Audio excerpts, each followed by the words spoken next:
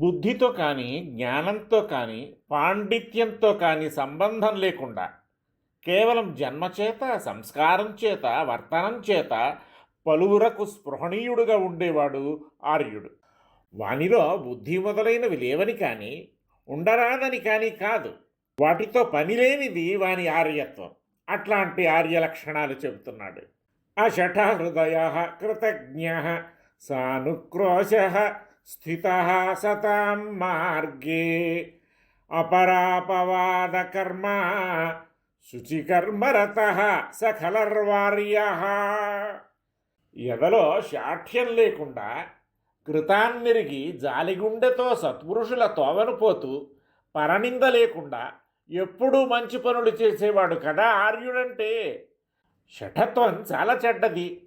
దుర్మార్గుణ్ణైనా ఎదుర్కోవచ్చు కానీ శఠుణ్ణి ఎదుర్కోలేం.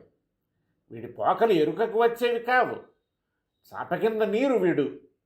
అంచేత చేతల్లోనే కాదు మనసులో కూడా శఠబుద్ధి లేనివాడు ఆర్యుడు. ఎందరో ఉపకారాలు పొందుతారు, కానీ అందరూ గుర్తుపెట్టుకోరు. కృతేచ ప్రతికర్తవ్యం ఏష ధర్మ సనాతన అంటుంది కదా శ్రీరామాయణం.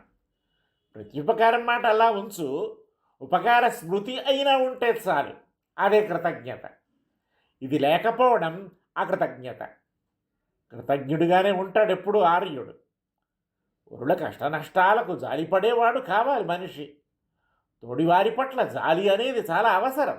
ఇది లేనివాడు వాస్తవానికి సామాజిక జీవనానికి అర్హుడు కాడు. ఈ అనుక్రోశం ప్రాణికోటి అంతటిపై ఉండాలి. అవతలివాడి కష్టానికి అయ్యో అనలేకపోతే ఇహ వాడి బతుకెందుకు?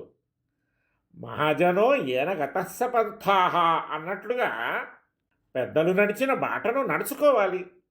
దీనివల్ల వీడి వర్తనానికి వృద్ధానుమతి లభిస్తుంది. సత్పురుషులు సరిన తోవ కనుక ఎంతో అనుభవం పండిన చోటు అది. నిన్ను తప్పక గమ్యం చేరుస్తుంది, సురక్షితంగాను చేరుస్తుంది. నువ్వుగా ఎన్నుకున్న తోవ కొత్తది కావచ్చు, కానీ కంటకితం కావచ్చు. గమ్యం చేరుస్తుందన్న భరోసా లేదు.